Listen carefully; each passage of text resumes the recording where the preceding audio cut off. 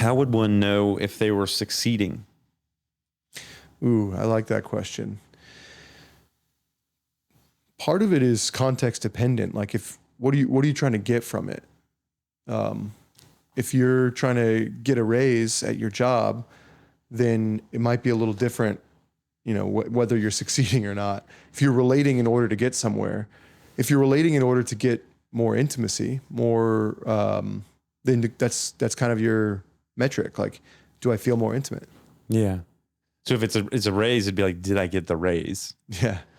And then if it's intimacy, it's like, do I feel closer, more connected with the folks in my life? Yeah.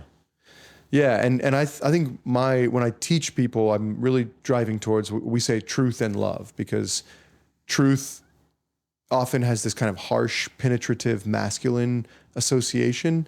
And we're like, well, actually it's the same as love, which often has this kind of gentle, receptive, feminine,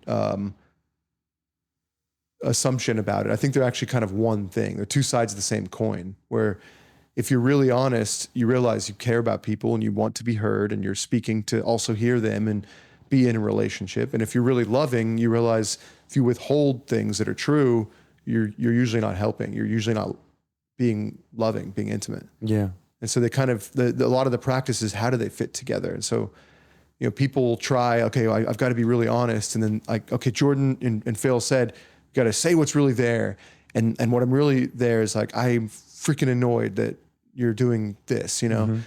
and then they just say it. And it's like, well, that you forgot the love. There's a true fact here that like you do care about this person and you care about how they feel and you want something different. And so the practice is like, okay, you failed, you said it, you get feedback. How do I bring more truth? Oh, like there's a bigger, wider perspective here. I'm annoyed and I don't really, I'm blaming you and I wish I weren't because I know it's about me. Or I'm annoyed and I really care about you and I don't know how to deal with this.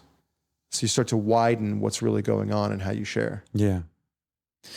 So you succeed by finding truth and love and sharing that with folks. Yeah. And there is something really important. Like if like you said, if your relationships don't improve, then I'm kind of like, what good is it? A lot of people, I'm kind of end up in this personal growth realm. That's where a lot of the people that come to my workshops or to the studio, the Relateful studio, and work with our facilitators are in that journey. Right. And I think a lot of those things don't necessarily, like it's great for someone's self-awareness, but then they can end up being more narcissistic, more self-oriented, more entitled, kind of getting into these weird drama, victim blame cycles, oppressor oppressed, and the relationships suffer. And it's confusing because it is true that usually when you lift up the rug, you realize it's a lot dirtier than you thought. So you start to lift up the kind of personality rug or the psycho, like you start to see a therapist for the first time and you're like, whoa, there's a lot going on here I wasn't looking at. And it does feel a little messier at first. And sometimes you're in relationships that are unhealthy and you do let them go, right? Yeah. So there's transformation there, but there's some relationships you won't ever let go, right? Like your family or longtime friends or even coworkers. And yeah, if you don't see an improvement on these everyday relationships, then I have to question the efficacy of the practice. Yeah.